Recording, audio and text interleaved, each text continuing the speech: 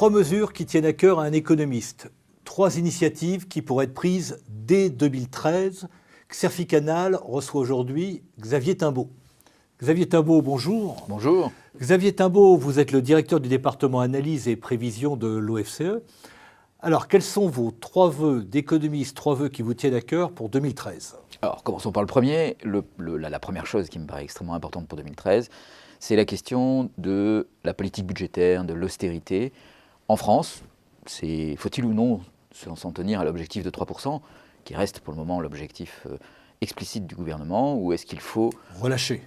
Relâcher, pas forcément, mais simplement dire qu'on a fait un effort budgétaire considérable, qu'il a produit un résultat, que le déficit public a été réduit, qu'on n'atteindra pas les 3% à la fin de l'année 2013, mais que pour les atteindre, il faudrait faire un effort supplémentaire qui viendrait encore réduire la croissance et augmenter le chômage. Et qu'il est donc temps d'arrêter en France, mais il est aussi temps d'arrêter en Europe.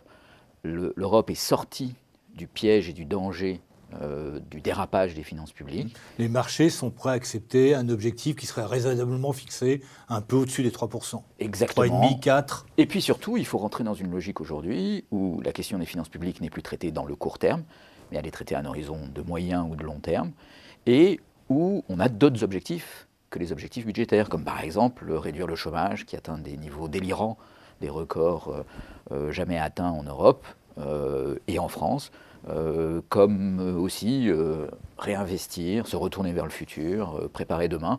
Ce qu'on va léguer à nos enfants, ce n'est pas simplement une dette publique ou un budget, mais c'est aussi une économie qui fonctionne, c'est aussi une économie qui est productive, c'est aussi un ensemble d'infrastructures. Donc premier vœu, desserrer la contrainte des 3%.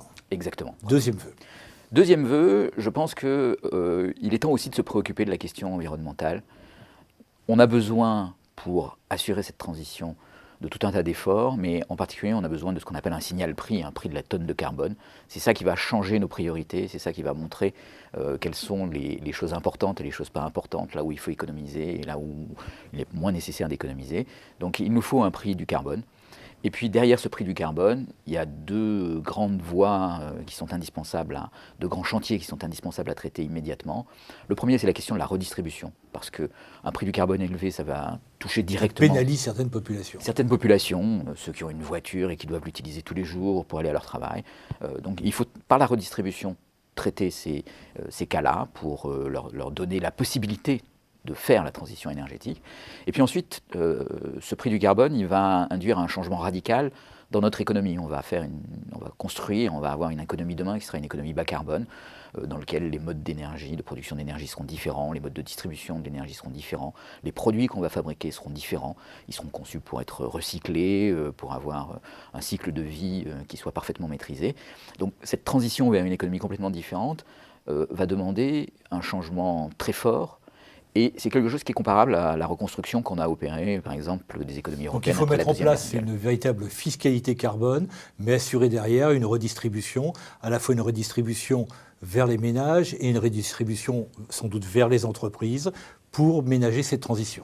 Et avoir un instrument de planification, de projection dans le futur, de coordination des acteurs économiques, en conservant la concurrence entre les entreprises. Mais il faut avoir ces éléments-là parce que le futur qui s'ouvre à nous, il est complexe et que pour traiter ce futur, il faut avoir les idées claires et il faut avoir des directions sur lesquelles on va s'engager, sur lesquelles on va suivre, des stratégies qu'on va tenir.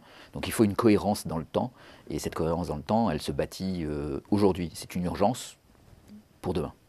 Alors, Xavier Timbaud, votre troisième vœu de mesures économiques pour 2013. Alors, troisième vœu, mais qui a un rapport finalement avec les deux premiers, c'est la question du foncier urbain et du prix de l'immobilier. On est dans une situation aujourd'hui qui est une situation tout à fait délirante, dans laquelle les jeunes générations actives s'endettent considérablement pour pouvoir assurer les retraites de ceux qui quittent à la fois leur emploi et les villes pour se retirer sous des cieux plus cléments.